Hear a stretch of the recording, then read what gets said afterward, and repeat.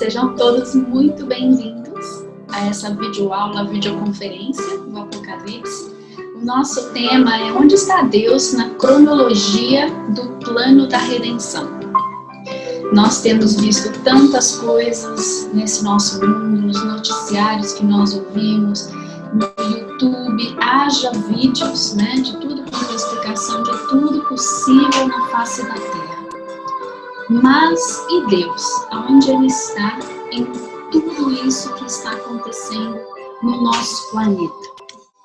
Meu nome é Márcia Schoff Maluf, meu ministério se chama Casa da Glória, e eu queria orar antes de nós começarmos, amém?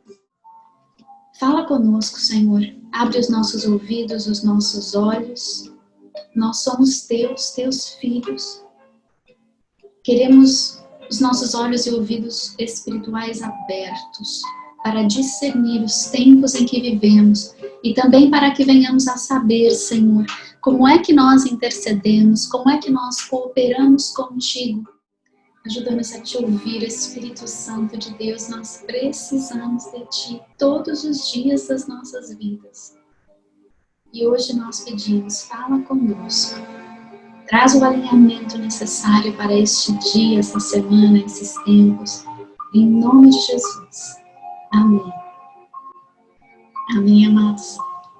Nós vamos fazer um breve recap, uma recapitulação do que nós estudamos nesse primeiro módulo. Você que é aluno do Apocalipse. Nós estamos no fim do primeiro módulo e nós estudamos, deixa eu compartilhar com vocês aqui, o esboço do Apocalipse. Eu creio que ninguém mais tem dúvidas a respeito da ordem desse livro, amém? Nós temos um chamado de João para ministrar ao Senhor e ministrar uma palavra para a sua igreja. Nós temos no capítulo 5 o pivô de todo o livro, a parte mais importante do livro, quando o filho toma um livro, um rolo da mão do pai, um rolo que é selado por 7 selos, que o próprio Senhor Jesus vai abrir um selo por vez. E quando ele termina de abrir os 7 selos, o que acontece? Abre-se o livro, que está escrito por dentro e por fora. E então nós vemos o restante do Apocalipse, as 7 trombetas, as 7 bacias da fúria de Deus, e nós vemos todos os parênteses, as explanações que estão nos capítulos explanatórios. Então nós temos uma sequência cronológica bem fácil de entender, 7 selos, o 7º selo libera as trombetas, no fim da 7ª trombeta nós vemos uma transição no capítulo 15, para que venha então o derramar das 7 bacias da fúria de Deus. Se você ainda não assistiu os meus vídeos no YouTube explicando isso, por favor, assista. Se você não tem o link, não sabe como achar o link, me manda uma mensagem no particular que eu envio para você, ok?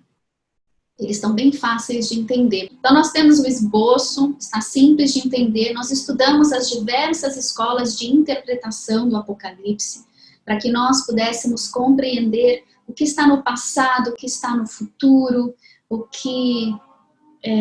como ler o Apocalipse, Porque nós lemos a palavra de uma maneira que ela não é exatamente linear. Nós não temos um pensamento que está sempre focado na mesma linha de interpretação. Nós não crescemos assim nos nossos dias. Então nós interpretamos a palavra de uma maneira bem assim contraditória muitas vezes, Então nós estudamos essa tabela, foi uma das últimas coisas que nós estudamos, e eu pedi para os meus alunos colorirem o que eles creem. No topo da tabela vocês estão vendo aí o que é milenismo, pós-milenismo, pré-milenismo, de várias maneiras diferentes. Mas cada um deles tem uma crença em relação ao milênio, à tribulação, que está na faixa da esquerda aí. A visão da segunda vinda, a visão do arrebatamento, a visão pós-vinda, o que acontece depois da vinda de Cristo, e a visão em relação a Israel. E alguns dos meus alunos, isso por nossa falta de entendimento da interpretação bíblica linear. Então, eles colorem a tabela inteira de tudo quanto é lugar. Então, em alguns momentos, o aluno diz que para ele o milênio é figurativo, e em outros momentos ele diz que o milênio é literal. Então, é uma coisa meio confusa na nossa mente. Nós discutimos, então, nesse primeiro módulo do nosso curso, o esboço do livro, a maneira como ele está, né, a cadência dele. Nós vimos as linhas de interpretação, mas o mais importante foi o plano da redenção. Por que Deus colocou em marcha um plano da redenção? O homem foi criado no Éden, tudo perfeito. Quando ele decide desobedecer a Deus, ele sai dessa realidade edênica para um ambiente onde há a separação da fusão das dimensões. Então, as dimensões físicas e espirituais estavam unidas. E a partir da queda de Adão e Eva, essa fusão, ela destacou o espírito do físico, do terreno. Então, o homem começa a acessar o mundo espiritual com o seu espírito morto em delitos e pecados. Isso é extremamente importante. Quando nós lemos a palavra, nós nunca podemos esquecer da parte espiritual da palavra. Se João tem uma visão celestial, ele está na dimensão do espírito. E a dimensão do espírito, ela é tão real quanto a dimensão terrena. É apenas outra dimensão. O plano espiritual, a esfera, a dimensão e o plano terreno, ambos são perfeitamente reais, literais, mas um é terreno e o outro é espiritual. Então, quando nós não temos uma crença no mundo espiritual, quando nós esquecemos que o mundo espiritual existe, e todas as religiões creem no mundo espiritual, até o cara que diz que não acredita em Deus, que diz que é secular ou que é ateu, usa a fitinha de algum senhor ou senhora tão irracional, né? Mas o mundo espiritual é tão real que nós automaticamente manuseamos e interagimos com ele, às vezes sem saber. Por isso que o crente, o cristão, o crente em Cristo, quando ele realiza uma guerra espiritual, conhecendo o mundo espiritual, e ele intencionalmente interage estando em Cristo. Quando nós interagimos com o mundo espiritual em Cristo, pelo Espírito Santo de Deus, a nossa guerra ela é muito mais eficaz. Por sabermos o que estamos fazendo. Como alguém que trabalha numa fábrica e sabe o que está fazendo. E aí chega um novato e não entende nada e quebra tudo. Né? Faz tudo meia boca. Então nós precisamos entender, quando nós lemos a palavra, qual é o plano da redenção, começo, meio e fim. E o que Deus está restaurando? Deus está restaurando a fusão das dimensões. Então hoje, por causa da primeira vinda, nós temos acesso, porque o nosso espírito nasceu de novo, nós temos acesso à eternidade no Espírito. Mas a nossa carne continua envelhecendo e morrendo. Então ainda falta uma dimensão de redenção para nós. E isso virá na segunda vinda. Quem se lembra dessa planilhazinha aqui? Cronologia do plano da redenção. Isso é uma teoria, ok? Uma teoria chamada de semana milenar, onde se aplica uma semana de 1000 anos, então 7.000 anos do início do plano da redenção ao fim do plano da redenção, ou seja, do momento em que Adão cai, que Deus coloca em marcha o plano da redenção e já profetiza que o filho da mulher, a semente da mulher, viria a pisar na cabeça da serpente. A partir daí, Deus coloca em marcha o plano da redenção que levaria 7.000 anos a se cumprir. E nós estamos aonde aqui nesse gráfico? Vocês enxergam a minha mãozinha do mouse? Então, nós estamos no 6.000 aqui, no leão. Depois vocês param para analisar direitinho essa tabela. Mas o importante é que vocês enxerguem que a linha ela tem 7.000 anos. As datas são aproximadas, ok? Mas é para a gente saber só quem são os personagens principais na Bíblia a cada milênio. Nós temos Adão, Noé, Abraão, Davi, o Cordeiro Jesus, que é o principal de todos, e está no 4º milênio, porque ao 4º dia, depois de 4 dias observando o Cordeiro, ele foi imolado. Então, por 4.000 anos foi observado o Cordeiro pela fé, foi profetizado, foi escrito, foi liberado na atmosfera por meio dos profetas, e ao cumprimento desse 4º dia milenar, Jesus veio e cumpriu as profecias da primeira vinda. Eu quero que vocês vejam aqui, na linha de baixo, dá uma olhadinha na linha de baixo, você tem aí a queda do homem, os 4.000 anos, até a vinda de Cristo na cruz, 2.000 anos, e olha o tamanhozinho dos últimos 7 anos do 6º milênio, a 70ª semana de Daniel. Olha o tamanho. como é pequena, está totalmente fora de escala, seria só uma linha, na verdade, né? Porque é muito pouquinho esse tempo aqui, é muito curto mesmo. Sabendo disso, nós temos analisado os noticiários e que nós ouvimos nas frequências sonoras ao nosso redor, nós temos visto muitas teorias da conspiração. Quem que não recebeu, na semana passada, pelo menos 3 vídeos de a vacina da besta, o anticristo chegou, a guerra vai começar.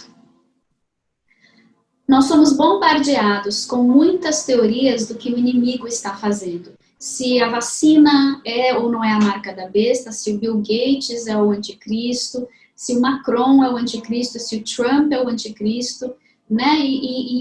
É uma bola de neve de muitas opiniões e informações.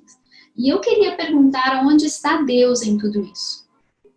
Onde está Deus na sua cronologia, do seu plano da redenção? Porque o plano da redenção, ele foi desenhado por Deus. Ele não foi desenhado pelo inimigo. Então, o inimigo, ele tem margem, ele tem permissão para atuar sobre a terra. Ele vai diante do trono de Deus, como nós vemos em Jó, e ele pergunta o que ele pode fazer. Ele não tem carta branca para fazer o que ele quiser. Além dos mecanismos que nós entendemos de guerra espiritual, de brechas que são abertas, de legalidades que o inimigo tem, ainda assim ele precisa pedir permissão para muita coisa. Ele não pode fazer o que ele quer. O inimigo não é soberano. E deixa eu já responder uma pergunta aqui. A marca da besta não existe sem besta. A besta precisa ser conhecida para que haja uma marca da besta. Não existe como você receber, meu amado, a marca da besta de forma inconsciente. Não, as pessoas não têm como te enganar e falar, não, isso aqui é bom, e aí injetar a marca da besta em você. Enquanto não houver besta e não houver adoração à besta, também não há marca da besta. O que nós podemos ter são tecnologias que serão usadas mais adiante para tal. Mas precisa haver uma besta com adoração à besta para que a pessoa possa receber a marca da besta. Você não vai perder a sua salvação se você receber algum tipo de vacina controversa, mas se o Espírito Santo mandar você não receber, você não recebe. E aí onde está Deus, principalmente nesses últimos tempos, para nós, se nós não conhecermos a palavra, não a teoria da conspiração, a palavra, e não soubermos ouvir o Espírito Santo, nós estamos fadados a não saber o que tomar, o que não tomar, o que receber, o que não receber, o que fazer, o que não fazer, onde ir, onde não ir, quando não ir. Antigamente, achávamos que o código de barras era a marca da besta. Depois o cartão de crédito, depois o cartão com chip, depois o celular com chip, depois... Amados, a tecnologia de hoje é um Big Brother total. Eles sabem exatamente onde nós estamos, fazendo o que todos os dias, até com os nossos dispositivos desligados. Então, nós precisamos cuidar do que fazemos, né? O que compartilhamos e onde compartilhamos. Por enquanto, ainda temos esse luxo de escolher algumas coisas. A realidade é que a tecnologia ela não vai parar. Por hora, nós podemos usar para a glória de Deus, mas não será assim para sempre. Em algum momento, ela será usada para o mal e para o maligno e para rastrear pessoas. Então, nós precisamos ter em mente tudo o que Deus está permitindo, mas especialmente o que Deus está fazendo. Deus é soberano. Eu gosto quando nós lemos o livro de Daniel. Daniel, ele começa falando do anticristo, em Daniel 7, e ele fala sempre assim... Vai ser um terror, vai ser terrível. Por exemplo, no Daniel 7:21, ele fala assim, eu olhava e vi que esse chifre fazia guerra contra os santos e os vencia. Até que veio o ancião de dias. E foi dado juízo aos santos do Altíssimo. Chegou o tempo em que os santos possuíram o reino. Daniel, ele faz isso o tempo todo. Vai ser um horror, mas haverá salvação. Vai ser um horror, mas haverá redenção. Vai ser um horror, mas Jesus vem. Ele é Deus, ele vai entrar em cena. Então, nós precisamos lembrar, vai ser um horror, as coisas estão piorando. Nós estamos muito possivelmente em tempos de dores de parto, mas... Deus. Em todo o processo, mas Deus. Aliás, eu quero falar disso. É o nosso próximo tópico que eu tinha aqui. Vamos dar uma olhadinha nas dores de parto.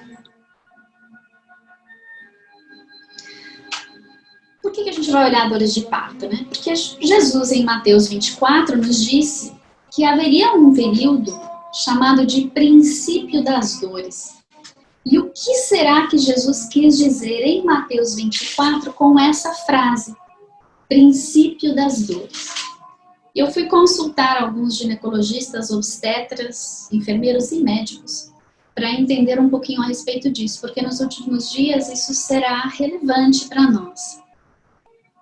Então nós temos uma concepção, quando há a junção do esperma e do óvulo, nós temos o período de gestação. Após aquela junção, aquele bebê ele vai se desenvolver, vai crescer, os órgãos vão se formar e esse período de gestação costuma durar 9 meses dentro do ventre da mamãe. Existe então uma fase latente do parto, não é o início do parto ainda, mas são dores latentes, dores de parto que ainda não são parte do parto em si. E a mãe, ela sente aquelas dores, ela sente aquelas contrações e ela já sabe, a primeira dor veio, ela já vai arrumar uma linha. Bem, arruma tudo aí, eu acho que eu tô tendo uma primeira dor de parto. Mas a bolsa não se rompeu ainda. Então é uma dor de parto conhecida como latente. Será que é isso que Jesus disse quando ele falou, olha, mas esse ainda é o princípio das dores, Mateus 24, 8. É o princípio, não é o fim ainda, mas é o princípio das dores. E então, nós temos o rompimento da bolsa, aí começa o trabalho de parto mesmo, é a parte ativa do parto, a fase ativa. A parte da expulsão é a parte que o bebê está saindo. Apareceu a cabecinha e vai saindo o corpo. E a fase do nascimento é quando nasceu, saiu para fora. Agora corta o cordão umbilical, o bebê está para fora da barriga da mãe, mas ainda tem alguma coisa ali, que é a placenta. E essa placenta, ela precisa ser expulsa. Então tem a dequitação, que é a limpeza do útero da mãe, é a expulsão da placenta. Então, dentro do processo de dores de parto, para o nascimento da segunda vinda de Cristo, vamos dizer, para que são essas profecias aqui? Por que Deus fala é o princípio das dores? Porque está chegando tribulação, está chegando o tempo de muitas contrações. A terra está convulsionando e ela está convulsionando por quê? Porque é tempo da segunda vinda de Cristo. Faz parte do plano da redenção. A iniquidade está aumentando de tal maneira que toda a criação vai reagir a esse aumento de iniquidade. No entanto, em paralelo com isso, a igreja gloriosa que está orando, que está intercedendo, que está andando junto com o Senhor no Espírito, com o Espírito Santo, correspondendo à intercessão, essa igreja gloriosa, ela está crescendo em glória. Está crescendo em glória. Então, por um lado, a iniquidade está aumentando porque Deus está permitindo, por serem os tempos. Lembrem-se, Deus é soberano. O inimigo poderia ter matado o homem no primeiro dia do lado de fora do jardim. Deus disse, não, eu sou soberano, o que mando aqui? Eu vou disciplinar o meu povo, eu vou disciplinar os meus filhos. Eu tenho um plano da redenção e é o meu calendário que será seguido. Você, eu vou usar. E depois eu vou pisar em você, vou jogar você no lago de fogo. Deus é soberano. O inimigo não é páreo para Deus. Numa guerra espiritual, nós não estamos num mundo em que o diabo está lutando contra Deus de igual para igual. O diabo é de igual para igual com Miguel, com Gabriel, com arcanjos, com anjos, serafins, querubins, não com Deus. Deus pode soprar e destruir o inimigo ontem. Com meio cílio de Deus piscado, ele destrói o inimigo e todas as hostes infernais. Mas Deus decidiu fazer um plano diferente, para que nós, seres humanos, tivéssemos a chance de escolher a Deus, para que nós pudéssemos dizer sim para Deus. Deus não fez robôs, Ele nos deu livre-arbítrio, e Ele sabe exatamente como é que nós funcionamos na queda.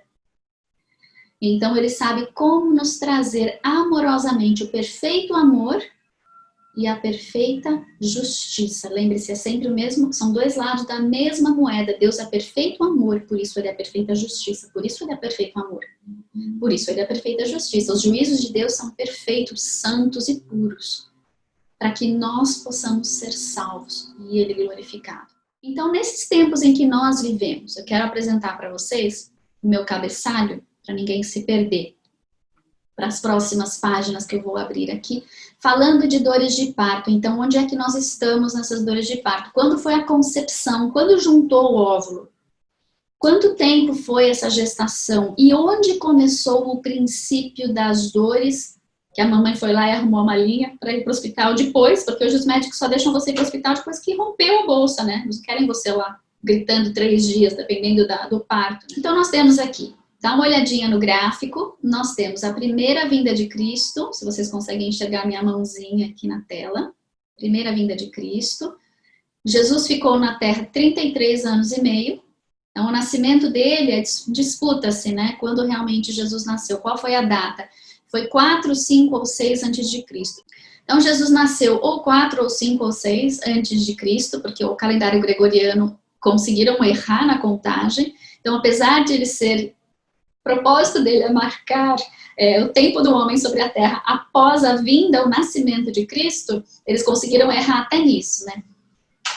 A gente fica pensando, Deus, onde que está a sua mão nesse erro e aonde que está a sua mão nesse calendário em si? E eu não descarto a mão de Deus sobre nada, porque Deus é soberano. Lembre-se, o inimigo está fazendo planos, mas Deus é quem vai permitir conforme ele já escreveu para nós sabermos. E ele já tinha designado antes de dar para Abraão na lei oral e antes de chegar em Moisés, para a lei escrita e antes de chegar em nós com todos os profetas e depois com tudo que foi registrado com Jesus sobre a terra e os atos, os apóstolos e tudo mais. Então, voltando para o meu gráfico aqui, nós temos a cruz em aproximadamente 28, 29 ou 30. Talvez tenha até outras margens de datas aqui. Eu vou contar 2.000 anos, porque eu já sei que tem 4.000 anos antes, tem 2.000 anos depois, para eu chegar aqui no meu 6.000 anos, no meu ano do leão, no meu ano da vinda de Cristo, de acordo com a teoria da semana milenar. Deus nos diz que nós já estamos nos últimos dias desde a cruz. E então nós temos aqui pequenininho os últimos 7 anos dessa era, e a professora pôs uma data, gente, né? Vocês falaram que a professora Márcia falou que Jesus vai voltar ano tal, dia tal, XYZ, não. Isso é uma teoria, ela se aplica até o momento que ela for desbancada. Se nada disso acontecer até 22, 23, 24, 2022, 23, 24, joga fora e começa de novo, não tem problema nenhum. Então, é uma teoria, um guia para que nós imaginemos pelo menos quando poderia ser a vinda de Cristo. E aqui você vê a segunda vinda de Cristo e um monte de ponto de interrogação, porque aqui tem tudo quanto é teoria que você possa imaginar. Não é a minha que está aqui, é o que está aí fora. Nós precisamos saber tudo o que dizem, mas o mais importante é a palavra. Mas as teorias são construídas em cima da palavra. Então, um aluno me disse um dia desses, professora, vieram me falar que a teoria XYZ, mas eu não concordei muito. Eu falei, qual é a sua? Ela falou assim, a minha é a da palavra. Eu falei, ótimo, a do XYZ também é a da palavra. Eles vão provar para você, por A mais B, que eles creem pela palavra. Então, qual é o seu diferencial na palavra, né? Por isso que nós precisamos ter muita humildade quando nós estudamos os últimos dias, porque é um assunto a se concordar em discordar e não em causar dissensões e divisões. Enfim, vamos lá. Vamos para a próxima. O que a gente está cogitando? Quando é que começa a concepção? Quando é que começam as dores de parto? Então, eu tenho vários cenários. São ideias, né? Como é que a gente vai saber quando aconteceu a concepção? A concepção para a qual depois viriam essas dores de parto? Quando foi? Foi na segunda? Foi na primeira vinda? Foi aqui na morte, na ressurreição de Cristo? Quanto foi o período de gestação? E depois, quando que aconteceu o pré-trabalho de parto? Esse princípio das dores que ainda não é o fim. Foi no estabelecimento de Israel, foi no nascimento do Estado, foi na reunificação de Jerusalém, quando foi? Quando será o nascimento? Quando será a segunda vinda? E quando será esse período de dequitação? O que ele representa na nossa história? Deixa eu dar mais um cenário para vocês. Aqui eu empurrei a concepção para cá, ó, aqui para baixo. Depois das guerras, depois do primeiro congresso sionista, até hoje vou falar um pouquinho mais sobre o território de Israel, porque o alinhamento das profecias bíblicas tem a ver com o Estado de Israel, com a localização geopolítica chamada Israel, com sua capital, Jerusalém. Isso aqui é mais um cenário, não é o cenário meu favorito, existem várias possibilidades. Esse daqui é mais próximo do que eu acho que pode ser, mas nós precisamos entender a respeito do que Deus fala em Mateus 24. Ele fala que tudo isso precisa acontecer, né? Precisa haver, ouvireis de guerras e rumores de guerra, mas cuidado para não vos alarmardes. Não é para se alarmar, a gente já está ouvindo de guerras a vida inteira, né? A Idade Média foi cheia de guerras, as primeiras duas grandes guerras mundiais, apesar de não terem sido globais, são conhecidas assim. Existem batalhas pelo Oriente Médio inteiro, o tempo todo. A Síria já está em ruínas, e a gente parou de falar dela, né, por algum motivo interessante. Mas não é para a gente se alarmar. E o que Deus está falando aqui em Mateus 24 é que essas guerras e rumores de guerras do princípio das dores não são as mesmas que nós tivemos durante os 6.000 anos anteriores. Há algum diferencial. Então nós vemos guerras e rumores de guerras, precisa acontecer, mas não é o fim ainda. Versículo 7, Mateus 24.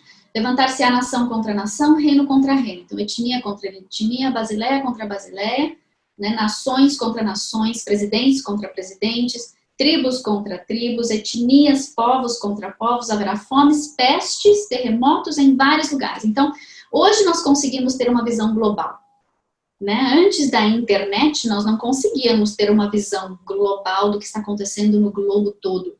Nós conseguíamos saber mais do que acontecia na nossa cidade e um pouquinho do que acontecia na nossa nação. E se a nação era muito grande como o Brasil, você sabia o que acontecia na Amazônia 30, 40 anos atrás. 40 anos atrás era um pouco mais difícil. O que é único desse nosso tempo? Por que a gente sabe que Deus está falando em Mateus 24 dos nossos dias? O que diferencia os nossos tempos de todas as outras guerras, pestes, mortandades, fomes e terremotos do passado? E eu acho que nós temos uma resposta aqui nesse slide. Dá uma olhadinha na minha linha do tempo aqui, eu coloquei Império Romano, olha bem no início, Império Romano, Império Bizantino, Império Turco-Otomano. Aqui eu creio que alguma coisa rompeu e Deus começou algo.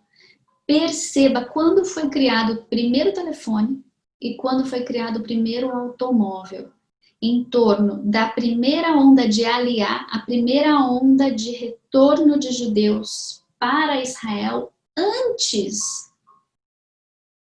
do primeiro congresso sionista. Porque sempre houve uma presença de judeus em Israel. Não era significativa, mas sempre houve uma presença. Havia uma mistura de povos ali. Deus segurou aquela terra cheia de malária, charcos e pântanos, como relata esse cara aqui, o Mark Twain, né? Em seus livros de viagem, ele era jornalista, e ele escreve exatamente o que Moisés escreve em Deuteronômio 29. Que um estrangeiro iria para Israel e relataria a respeito da desolação da terra. Eu creio que alguma coisa aconteceu no fim do Império Turco-Otomano, na transição para esse movimento de preparação para o nascimento de Israel. E junto com isso, Deus começou a liberar o conhecimento para a comunicação, telefone, que evoluiu até se tornar a internet, telefone, televisão, tudo isso evoluiu do mesmo lugar. E o automóvel, o transporte, que nos permite ter essa globalização que nós temos hoje, esse acesso a todo o globo que nós temos hoje. Então, algo eu creio que aconteceu aqui, como se Deus falasse, agora eu vou fazer o shift. Aqui eu vou começar uma mudança de tempos. Então, eu coloco a minha concepção favorita, né, meu voto para a concepção, por volta desse tempo aqui da primeira onda de Aliyah, no fim do Império Otomano. E o que acontece com esse primeiro congresso sionista é que o território designado a Israel é o território bíblico de Gênesis 15, do Eufrates ao Nilo, que é o que está nessa moedinha de 10 centavos da moeda de Israel. Junto com isso vieram outras ondas de Aliyah. Nós vimos a Primeira Grande Guerra, o Acordo de Sykes-Picot, que é importantíssimo, porque o que aconteceu na Primeira Grande Guerra foi que o Império Otomano foi destruído e dividido. E essa divisão feita por 4 nações, Itália, onde foi realizada a Conferência de San Remo, pelas nações, pela Liga das Nações, que nasceu naquele ano só para isso, né? Deus faz nascer instituições na época certa, para a coisa certa. A Conferência de San Remo, de 1920, é o que dá legalidade para o Estado moderno de Israel hoje. Não é a Declaração de Balfour e não é a Guerra da Independência, não é a Resolução da ONU de 1947, 46, e o que dá legalidade mesmo é o que a Liga das Nações fez, porque era validado, era algo que é lei. Por isso que há tanto gemido da terra para com o tamanho de Israel. Quero mostrar para vocês os mapas, para que nós entendamos, quando eles falam, Israel está incorporando os assentamentos, está tomando terra. Israel não está tomando terra porque já pertence a Israel. Todo o território da Jordânia, acredite se quiser, fazia parte do território de Israel a partir dessa conferência de San Remo. Deixa eu voltar só um pouquinho atrás para que nós entendamos a questão do nome de Israel. Da onde vem o nome Palestina, da onde vem o nome Israel? Bem, o nome Israel nós sabemos que vem de Abraão, Isaac, Jacó, que virou Israel, porque lutou com Deus em vez de contender ladrão, usurpador, mentiroso, ele ficou chamado príncipe de Deus. Deus transforma até o pior dos piores. Isso é muito bom para nós ouvirmos, né? A esperança para todos nós. Nós temos aqui, eu fiz uma compilação de dores de parto astronômicas, tudo que aconteceu em termos de eclipses lunares e solares até 2017. Mas o importante não são essas datas, o importante é esse mas Deus aqui no meio. Vocês estão enxergando? Trump, Ciro, Jerusalém, uma taça de atordoamento. Nós vimos em 2017, 100 anos da Declaração de Balfour, que também tem a ver com a terra de Israel, com os limites da terra de Israel, com Israel se tornar o lar para o povo judeu dentre as nações, já que eles eram expelidos de tudo quanto era lugar. A gente vai falar disso já com os mapas lá. Mas como é interessante que um profeta chamado Kim Clemente, tem vídeos e mais vídeos, ele já faleceu, mas tem muitos vídeos no YouTube, ele profetizava no piano, adorando, e ele estava lá adorando é foco, só Jesus, foco Deus. E de repente eu começava a profetizar. E eles têm vídeos e mais vídeos para não perder nada do que Deus estava falando. E em 2006 ele profetizou que Trump seria presidente, que ele viria de um jeito e sairia de outro, que ele transformaria o coração dele, que ele seria moldável nas mãos de Deus. Deus pode transformar o coração de qualquer um. E quando nós vemos os Simpsons mostrando lá o Trump descendo na escada rolante, olha, então é uma obra das trevas, porque o inimigo escolheu o Trump. O inimigo pode fazer o que ele quiser. Se Deus falar, eu vou mudar tudo. Deus muda tudo, porque lembrem-se, Deus é soberano, é Deus quem manda. Então, se Deus decidiu colocar um presidente em nossa nação, depois de tanto tempo, por favor, vamos concordar em discordar. Eu não vou falar do Bolsonaro, mas nós precisamos entender o que Deus está fazendo. Como eu disse, lá nos Estados Unidos é necessário drenar o pântano, aqui no Brasil precisa limpar a fossa séptica, precisa limpar essa fossa. E nós escolhemos alguém que vai limpar a fossa. Então, não esperem. Ciro era um homem terrível, um monstro, um homem mau. Deus foi lá, pegou ele e falou, você vai cumprir os meus propósitos. Não só isso, como eu vou falar de você 200 anos antes de você nascer. No caso do Trump, em 2006 já houve profecias de que Deus o levantaria ao poder. Quem que acreditou? Ninguém, né? Eles foram arquivando tudo. Quando, de repente, o cara fala, você é presidente, eles falaram, peraí, eu nem tinha escutado uma vez. Foram lá ressuscitar, né? Todas as palavras, e certamente ali estão palavras que falam desse homem. E lembrem-se, em 2017 nós vimos o sinal de Apocalipse 12 acontecendo. Se você não entendeu nada do que eu disse agora, arquiva, porque quando nós chegarmos no capítulo 12 nós vamos estudar isso a fundo. Mas há sinais astronômicos que acontecem, assim como aconteceram nos dias de Jesus. Quando Jesus nasceu, houve sinais nos céus. E os caras lá da Pérsia, os astrônomos lá da Pérsia, os sábios que haviam estudado com Daniel, olharam para as estrelas e falaram, peraí, esses alinhamentos estão profetizando o nascimento do Messias de Israel. E eles foram até Israel conhecer esse Messias. Então Deus, as estrelas falam de Jesus, falam de Deus, não estão profetizando sobre a sua vida para amanhã, tá? Não é astrologia, as estrelas falam da glória de Deus, declaram a glória de Deus e falam do plano da redenção de Deus. Só para a gente lembrar que Deus é soberano. O inimigo, ele faz as suas manipulações, ele faz as suas manipulações e movimentações na geopolítica, mas apenas conforme Deus permite. Deus ainda é soberano, sempre será soberano. Passado, presente e futuro, ele é Deus. E em breve virá a queda absoluta do inimigo de nossas almas, em nome de Jesus. Amém? Então vamos voltar para os mapas. Um mapa do Império Romano. Esse mapa, para ninguém falar que eu estou sendo manipuladora, esse mapa é do Brasil Escola, tá? educabras.com, vocês estão vendo aí na tela. Então, isso é conhecido de todos. A gente só não ensina porque o inimigo vela de tal maneira, cela e venda os olhos de tal maneira que, né? E depois com tanto bombardear da mídia, repetindo uma mentira. Isso é uma agenda comunista, vocês sabem, né? Existem os pilares que o inimigo usa para trazer um engano sobre a terra.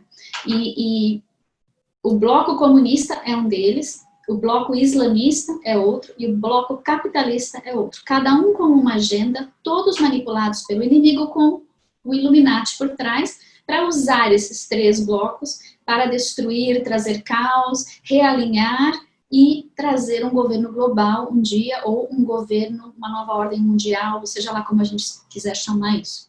Mas Deus, nunca nos esqueçamos do mas Deus. Então, aqui no Império Romano, nos dias antes de Cristo, houve toda uma reviravolta das nações, e a Judéia e Israel foram conquistados, foram governados pelo Império Romano, e eu só quero mostrar para vocês o nome, da onde veio o nome, para quem não sabe ainda, né, a maioria de vocês já sabe, mas o nome no Império Romano, antes de Jesus nascer, ainda era Judéia e Síria, mas por causa do ódio dos romanos para com os judeus, porque os judeus eram uma pedrinha no sapato dos romanos, né, não tinha como helenizar, não tinha, nem os gregos nem os romanos não conseguiam tirar as traduções dos judeus.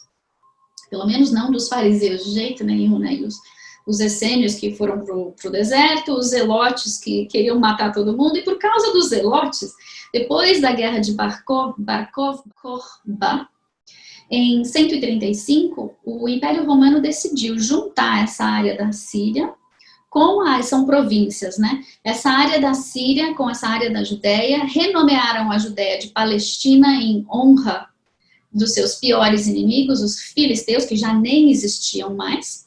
E então aquela região toda, essa região toda aqui virou Síria-Palestina. Depois eles diminuíram o nome da região, da província, e Judéia em si, que é Israel, hoje, que nós vemos hoje, se tornou conhecido como Palestina. No fim da Primeira Guerra Mundial, com a derrubada dos otomanos, O que acontece é que essas quatro nações, o Japão, que não tem nada a ver com a história, mas acharam até os documentos lá, né? Mas Japão, Itália, Sanremo, né? Sanremo é na Itália, onde foi realizada essa reunião.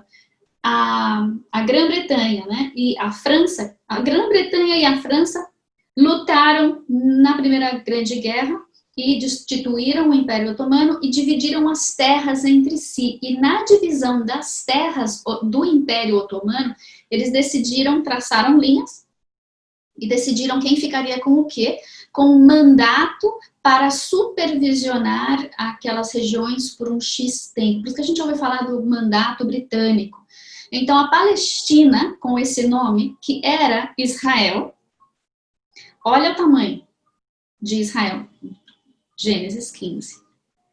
Do Eufrates ao Nilo. Porque alguém mandou uma Bíblia para o Herzl e falou: ô Herzl, é o seguinte, meu filho, não é na Uganda, não é na Argentina. Eles estavam procurando um estado, para um lugar para ter um estado judeu, um país para os judeus em tudo quanto era lugar do mundo. E aí ele enviou para o Herzl um mapa e mandou versículos bíblicos e falou: então, tem que ser em Israel. É lá que o povo de Deus precisa estar, é lá que o povo de Israel precisa estar, num lugar geopolítico chamado hoje Palestina, mas que é Israel.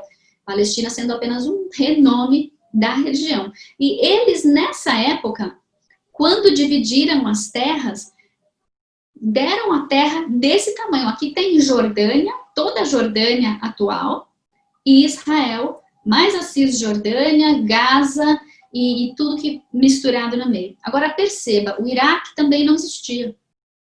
O Iraque é uma fabricação do fim dessa guerra.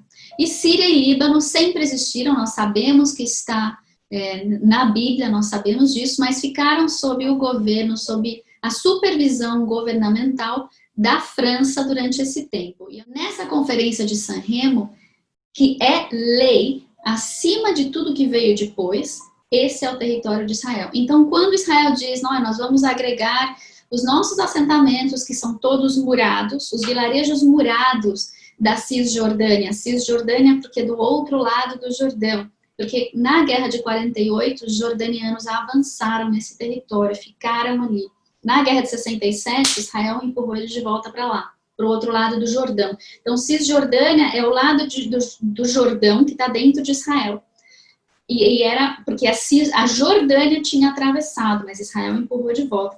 Então, você vê como o inimigo intentou o nascimento de Israel, entre aspas, eu quero que a gente lembre disso. Você vai assistir vídeos conspiracionais, ou sei lá o nome aí na internet, em que você verá maçonaria, Illuminati, tudo ajudando Israel a se formar.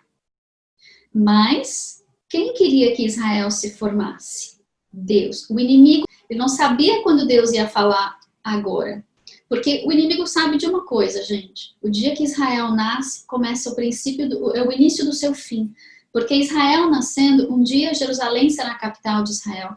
Um dia os judeus voltarão para Israel. Um dia Deus vai permitir o inimigo edificar aquele templo em Israel. Mas em seguida o inimigo também terá o seu fim. Em seguida vocês entenderam, naqueles 3 anos e meio. Então, o inimigo sabe que no dia que Israel voltar, é o início do fim. Então, o inimigo está envolvido no processo de formação de Israel, mas Deus, porque o plano original é de Deus. Vocês estão entendendo, né? O plano é bíblico. Mas existem anti-sionistas e antissemitas hoje que vão falar, não, Israel não devia existir, porque foi formada por Illuminati, maçom, fulano, ciclano, beltrano, porque as trevas estão envolvidas no processo por causa dos últimos dias, porque o inimigo, Satanás, o que ele quer? Ele quer a adoração que é devida ao Filho de Deus, ele quer estar nos lugares onde Jesus andou, ele quer ser o príncipe onde Jesus foi o príncipe, ele quer ser rei onde Jesus será rei, e Sião é a herança do Filho, Salmo 2. Então, Satanás quer a herança do filho. Mesmo que ele tenha por um pouco de tempo, eu acho que ele tem alguma bipolaridade psicótica, onde ele acha em algum canto do ser dele que ele vai conseguir vencer a Deus se ele tiver adoração suficiente. Mas Deus, e ele se levanta para cair o inimigo. Amém? Ele se levanta para cair. Então nós sabemos da onde veio o nome Palestina, nós entendemos que verdadeiramente é Israel, que Israel tem legalidade não só bíblica, mas histórica por causa dessa conferência de Sanremo. E muito interessante dessa conferência de Sanremo é que ela fez aniversário esses dias. Ela fez aniversário agora em abril de 2020. Então nós vemos aqui Sykes-Picot, Declaração de Balfour, nasce a Liga das Nações, 1920, Conferência de Sanremo, 1920. Depois disso começam novas convulsões, e 2020. Agora em abril nós temos mais uma geração de 100 anos. O que eu tenho mostrado nesse slide também, além dessa sequência de eventos, tentando imaginar ou discernir ou compreender onde está a concepção, onde está o início da fase latente das dores de parto, onde está o rompimento da bolsa, né? Onde está a tribulação nesse plano do Senhor, porque nós sabemos que em Mateus 24, já no versículo 15, já estamos no meio da tribulação, já estamos aos 3 anos e meio no versículo 15. Então, onde nós posicionamos esses versículos anteriores? O princípio das dores seriam essas dores latentes, o rompimento da bolsa é o início da tribulação, não é o início da tribulação, o que é? E eu coloquei aqui para vocês, aqui do lado esquerdo, vocês estão vendo um monte de flechinha colorida, né? Vocês estão vendo aqui uma geração de 120 anos, uma geração de 100 anos, uma geração de 70 anos e um jubileu de 50 anos. Esses 100 anos também de Sanremo. Eu mantive o alinhamento, vocês estão vendo com o que aqui? O alinhamento está com um sinal de Apocalipse 12, que aconteceu em 2017. Então, em 2017, nós tivemos o culminar de uma geração de 120 anos a partir do Congresso Sionista. Tivemos uma geração de 100 anos a partir da Declaração de Balfour. Tivemos uma geração de 70 anos a partir do nascimento do moderno Estado de Israel, que foi em 1947. A guerra foi vencida em 48, da independência. O jubileu de 50 anos, a partir da Guerra dos 6 Dias. 2022 é o próximo jubileu. Mas é interessante que ter sido um ano de jubileu, completando em 2017 a partir da Guerra dos 6 Dias. Então nós vemos, quando Deus fala, né, a figueira ela florescerá, a figueira florescerá e a geração que vir a figueira florescer, brotar suas folhas, essa geração não passará antes da vinda de Cristo e essa geração saberá que Jesus está às portas.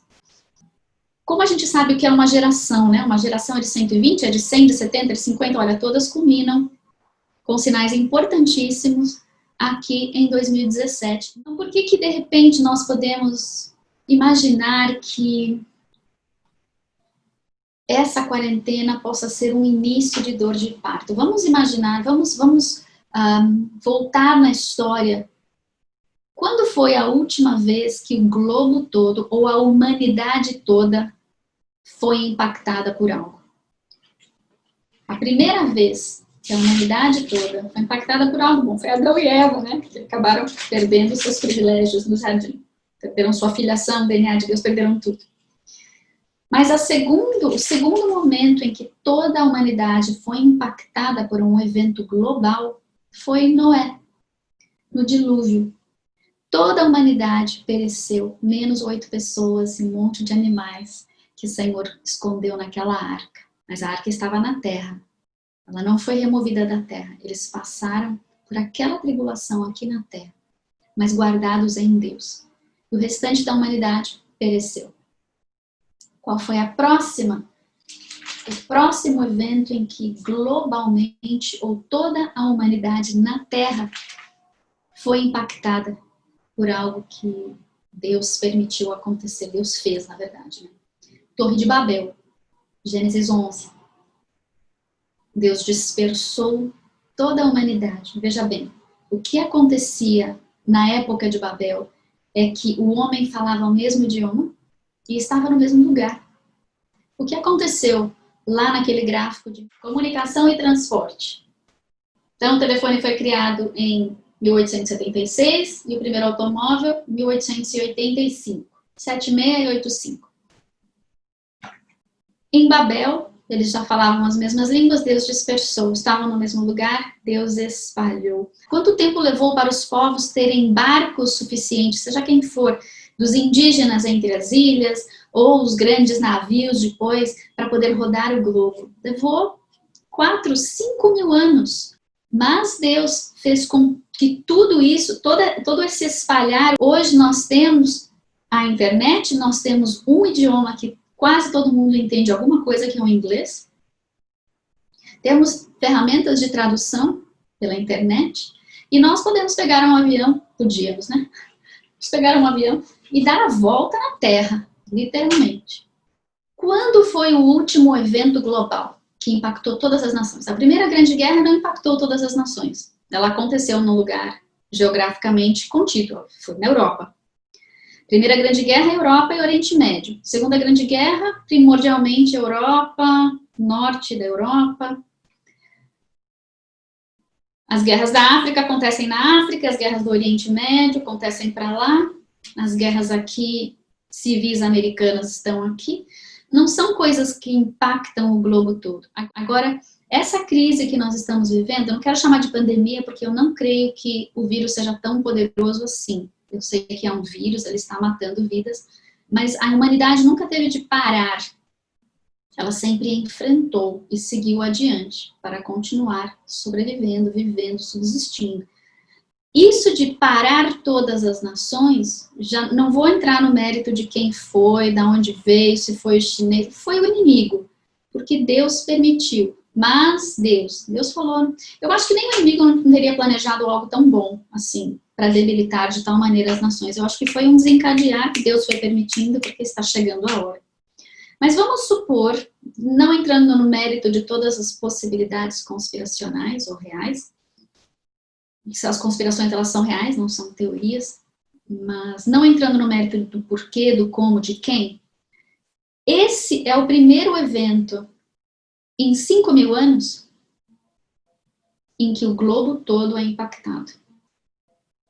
Nações inteiras estão falindo, muita gente está morrendo, de várias causas, porque as pessoas não pararam de morrer, de todas as causas das quais já morriam. A única coisa que diminuiu foi acidente de carro, trânsito, porque o povo não tem saído tanto, então deve ter diminuído muito as mortes por acidente. Mas é uma crise que impactou todas as ilhas, as Américas, a Europa, a Rússia, a Ásia, impactou a todos, no mundo inteiro. A bolsa, né, foi impactada, a bolsa de valores, os bancos foram impactados. Então eu creio que essa pode ser, esse evento é um bom candidato a uma primeira dor de parto latente, princípio das dores. Agora, onde está o mas Deus? Essa é a coisa mais importante que eu tenho para falar para vocês nesses últimos 15 minutos. Onde está o mas Deus? Se é uma primeira dor de parto, ela é a coisa mais querida, doce, suave que nós vamos sentir em todo esse processo. A primeira dor é sempre a mais levinha, né? E olha como Deus é tremendamente gracioso e bom. Nós estamos dentro de casa, a maioria de nós ainda tem um teto sobre as nossas cabeças. Nós temos energia elétrica, temos água quente, temos comida. Se você não tem, grita, porque tem muita gente ao seu redor que pode te ajudar. Nós temos comida, nós temos principalmente o tempo para buscarmos a Deus e nos enchermos da sua palavra, da sua glória, da sua presença. É para encher a lâmpada de azeite. Deus nos deu uma primeira dor de parto em casa. Eu quero que você imagine o cenário do tsunami que aconteceu lá na Indonésia. Você imagina uma dor de parto em que a costa brasileira fosse varrida por um tsunami? Você já imaginou um cenário de dor de parto onde a Venezuela está com uma bomba aqui? Uma dor de parto em que um terremoto acontece em São Paulo? Não sobra nada. Você imagina uma dor de parto procurando entes queridos entre escombros ou procurando comida no lixo? essa primeira dor de parto, se for um evento dor de parto, é para nós levantarmos a mão aos céus todos os dias, agradecermos a Deus que Ele nos deu tempo para encher as lâmpadas com azeite. Porque ninguém vai ter azeite para dar para o outro, queridos. Esse é o tempo em que o Senhor está nos fortalecendo. Quer você acredite ou não, se vai passar pela tribulação ou não, existem dores de parto, existem tragédias que acontecem. Nós aqui no Brasil estamos tão acostumados a berço esplêndido, porque não tem terremoto, não tem tsunami, não tem vulcão, não tem furacão, não tem nada. Nem os gafanhotos não chegaram aqui, gente. Glória a Deus, obrigada, Jesus. Nós somos uma terra abençoada, um povo abençoado, mas o fato de nós termos tido tantas bênçãos também significa que nós não estamos, muitos de nós, preparados para chacoalhar, para abalos. Não estamos preparados para passar fome.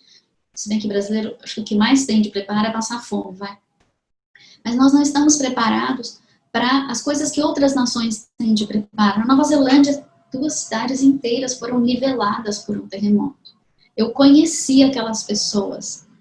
O governo colocou um banheiro químico no meio do bairro e todo mundo ia com a sua garrafinha de água e seu papel higiênico e seus lencinhos, se é que tinha, para poder usar aquele banheiro químico.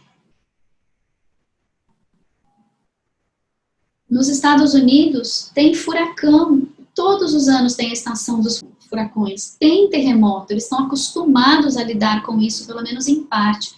Aqui no Brasil nós não temos.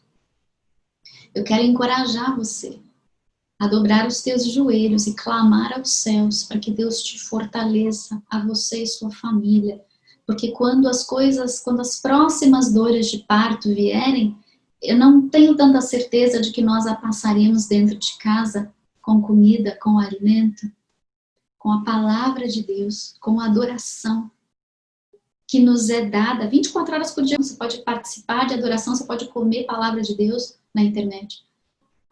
Ou você pode comer pornografia, ou você pode comer murmuração, ou você pode fofocar, você pode comer maledicência, você pode destruir a vida dos outros, você pode especular todas as conspirações possíveis e se esquecer de ler a palavra, que é o nosso guia absoluto.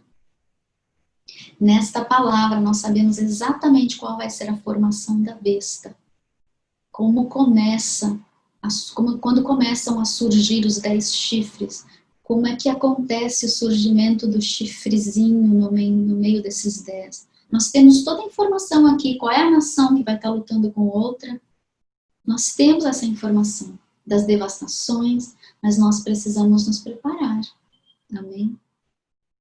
Então, o plano da redenção é glorioso. Não é para nós termos medo, não é para nós entrarmos debaixo da cobertura do pânico que está sendo histericamente divulgado pelas frequências do ar. É para nós entrarmos no descanso do Senhor, enchermos as nossas lâmpadas do azeite, sabermos que Jesus vem. Ele voltará. E você vai parar de envelhecer e de morrer. Os mortos ressuscitarão.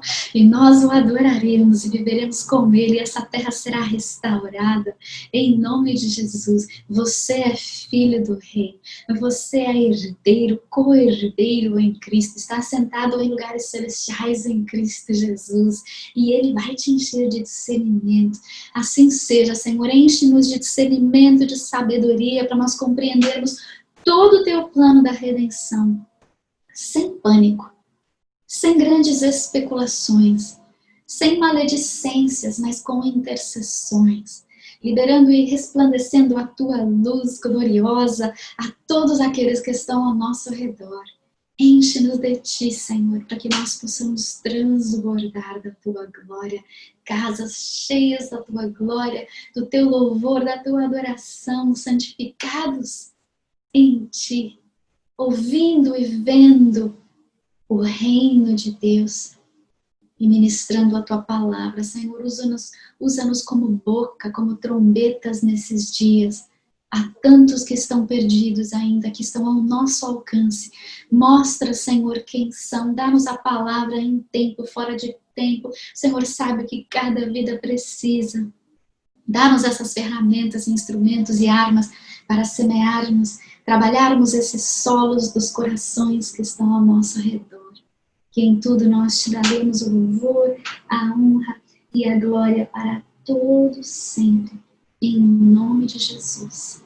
Amém. Amém, amados? Então, se você tem alguma pergunta de tudo que nós falamos, ou se eu não te respondi no privado, vocês sabem que eu costumo responder a todas as perguntas dos meus alunos, sempre. Às vezes eu demoro um pouquinho, mas eu sempre respondo com áudios quilométricos, né? Tem que querer ouvir também. Ok, a pergunta é a seguinte. Todos nós que estamos na Terra vamos viver eternamente com Deus? Porque sempre ouvi que se você não for cristão, você vai para o inferno. Ok.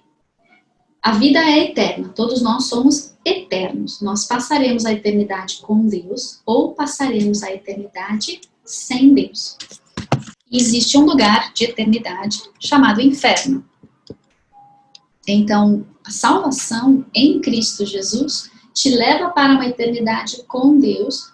Esse lugar, que é a Nova Jerusalém, hoje se chama paraíso. E o paraíso, ele descerá sobre a terra. A Nova Jerusalém, lembra da pergunta do questionário? Ela não sobe, ela desce. Então, todos que morrerem em Cristo hoje ascendem para este lugar, espírito e alma. O corpo volta para o pó. Quando Jesus voltar com os seus santos, quando a Nova Jerusalém descer, haverá a ressurreição dos mortos aqui na terra, são os corpos. Para que precisa de corpo físico? Para morar na terra. Então haverá a ressurreição dos corpos físicos que se juntarão com o espírito e alma para habitar sobre a terra. No céu não precisa de corpo físico, no paraíso, que foi inaugurado na cruz por Jesus. O lugar equivalente das trevas se chama Hades, onde Jesus desceu, ministrou aos mortos naqueles 3 dias em que ele estava, né, no sinal de Jonas, a barriga do peixe, na barriga da terra, e aqueles que disseram sim para Jesus, que já criam pela fé, entraram no paraíso, junto com aquele ladrão imediatamente. Deus falou para ele, hoje mesmo estarás comigo no paraíso. Então, Jesus inaugurou o paraíso, a eternidade em Cristo, naquele momento, no lugar espiritual. Então, todos somos seres eternos, nós fomos criados à imagem e semelhança de Deus, eternos. Com o Espírito vivo, habitaremos eternamente em Cristo. Com o Espírito morto, habitaremos eternamente no lago de fogo. Esse é o termo inferno. Então, inferno, Hades e lago de fogo são 2 coisas diferentes. Quando você lê na sua Bíblia, especialmente no Apocalipse, você vê o termo inferno sendo empregado, mas ele é Hades, que é o receptáculo da morte que um dos cavaleiros leva consigo. Ele vai colher muitas vidas, essas vidas vão para o Hades. O que queima e é eterno é o lago de fogo. O Hades será lançado para dentro do lago de fogo, como a gente vê lá em Apocalipse 20. Ok? Mateus 24 fala que não sabemos o dia nem a hora que Jesus irá voltar. Com esses estudos a gente não chega em uma data a qual saberemos que ele volta. Olha, se todos conseguíssemos concordar em alguma coisa, talvez nós soubéssemos, mas não existe concordância de jeito nenhum. E também não existe uma maneira certeira de falar, olha, ele volta na festa das trombetas. Não, ele volta no Yom Kippur. Não, ele volta em tabernáculos. Quando que ele volta? Não sei. Mas eu posso saber tempos e estações? Absolutamente sim, porque Paulo diz que nós podemos, porque Jesus nos deu sinais. A Bíblia toda tem 150 capítulos inteiros falando da segunda vinda de Cristo. Então, ele queria que nós soubéssemos, né? Ele queria que nós soubéssemos que Jesus vinha na primeira vez, tanto que ele nos deu as 70 semanas de Daniel, e a contagem é tão perfeita que você chega no dia em que Jesus entrou montado num burrinho em Jerusalém, sendo aclamado rei, com ramos e vestes lançadas diante dele. Então, os judeus deveriam ter sabido, se conhecessem os tempos, que aquele era Jesus, que ele era o Messias, Deus, Filho de Deus, né? Mas Jesus, quando ele ressuscitou, ele veio, ele abriu essas escrituras da primeira vinda para eles e provavelmente abriu as escrituras, todas as outras. Tem 8 vezes mais escrituras na palavra de Deus que falam da segunda vinda. Agora, eu não vou pressupor que eu sei o dia, mas eu posso buscar entender o tempo, as estações, os períodos, porque Deus tem nos dado esses sinais para que nós não ficássemos para trás. Nós seremos as vozes de trombetas que diremos, gente, o próximo selo é esse, e vai acontecer, e o próximo selo é esse.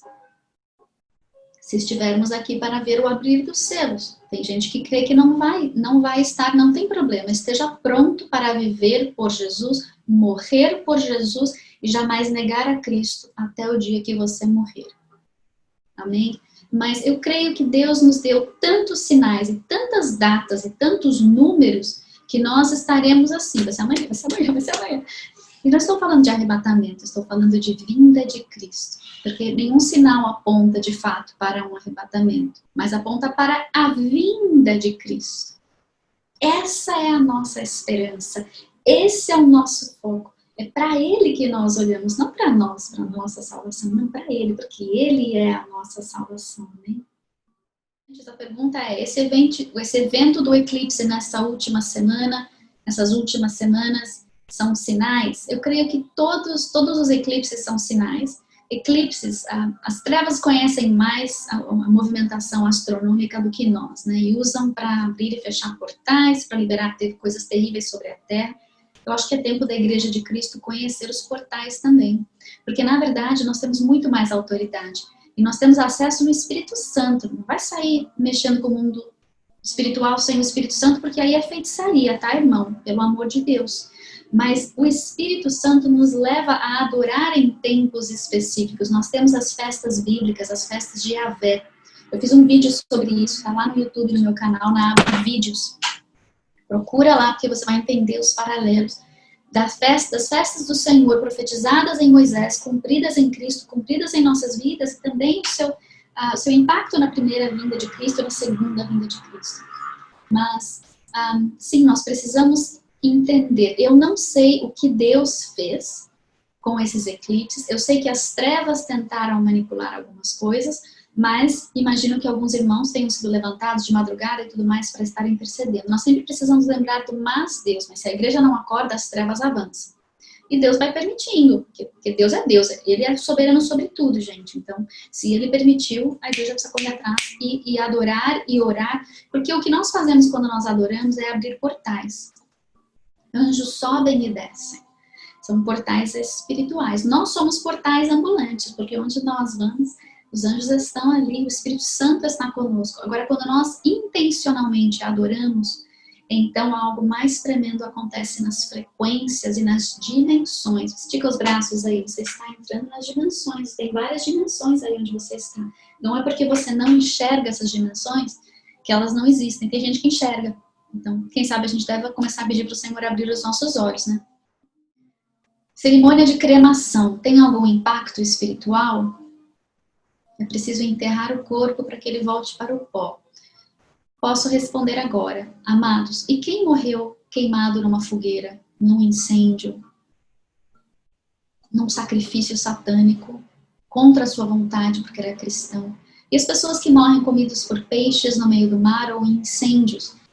As pessoas morrem e todos nós, as nossas partículas, elas voltam para essa terra, é o útero de Deus, essa terra que foi imaculado, mas ele passou por um batismo pelas águas. O dilúvio foi um batismo para a terra. A terra passará por um outro batismo de fogo. Então muita coisa vai queimar aqui. Deus vai juntar de algum jeito todos os pozinhos, todo o grãozinho daquela pessoa e vai formar um corpo novo e que se juntará com o espírito e a alma. Então não se preocupe se alguém foi cremado. Se o Espírito Santo falar para você não creme, não creme. Mas se a pessoa foi cremada, não se preocupe. Deus é soberano acima do fogo. Ele é soberano acima das águas. Ele é soberano acima dos peixes que comeram aquela pessoa que morreu no mar. E soberano sobre todos os outros bichinhos que comeram o resto que saiu daquele peixe. Nem Deus é poderoso para juntar os nossos pedacinhos na hora certa. Preocupe-se com o seu espírito e com a sua alma. Amém? A eternidade do corpo, ela vai entrar de um lado ou do outro, dependendo da escolha do seu espírito estar vivo em Cristo, ou morto em delitos e pecados eternamente. Disse, Israel nasceu em 47 ou 48. A votação foi em 47, mas a Guerra da Independência foi em 48. Resolução 181. Eu acho tão interessante que Deus fez nascer a Liga das Nações para legitimar Israel na lei, e depois, em seguida da Segunda Guerra, ela passou por uma mudança e a ONU nasceu, a Organização das Nações Unidas. E a ONU veio da Liga das Nações. E quando a ONU se formou, eles tiveram a preocupação de registrar que todas as leis que foram emitidas, ou todas as resoluções, ou coisas que foram resolvidas pela Liga das Nações, permaneciam intacto dali para diante. Não é porque aquela organização tinha deixado de existir, tinha transicionado para outra, que aquilo seria abolido. Se você puder, assista algum vídeo, procure aí em português. O pessoal da CBN, Christian Broadcasting Network, fez um especial a respeito da conferência de San Remo, em inglês. Mas eu imagino que alguém já tenha feito em português, porque é muito importante essa data. Né? Os especialistas, sinceros mesmo, dizem que não foi 1947 que deu legalidade a Israel nascer, foi San Remo. Mas 1947 foi quando os ingleses, era a data que os ingleses tinham para que eles pudessem transicionar o mandato para Israel, de fato. E então aconteceu, né, as contrações em termos de nacionais da região. Interessante que o plano original do Eufrates ao Nilo se tornou uma terrinha tão pequenininha e toda esburacada, né, porque cheia de outros povos que demandam a legitimidade sobre aquela terra. Então, é um ataque à legitimidade, mas essa legitimidade ela vem da Bíblia, para começar, né? Vem de Deus. Então, mas Deus, quer eles queiram, quer não, Israel precisa existir. Israel precisa existir para a primeira vinda, com Jerusalém como capital, para Jesus nascer ali. E Israel precisa existir na sua segunda vinda, porque assim como ele subiu ali do Monte das Oliveiras, o anjo vira para os discípulos e fala: vocês estão fazendo o quê olhando para o céu, galera? Ele vai voltar exatamente como vocês o viram subir. Ele vai descer ali com seus pés no Monte das Oliveiras, que é em Israel, que é em Jerusalém.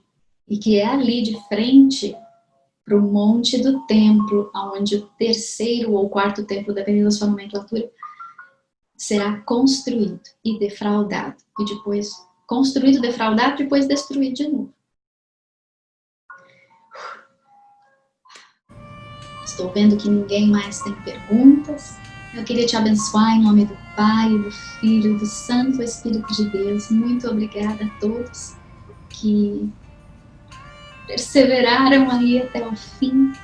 Shalom, shalom. Beijo a todos.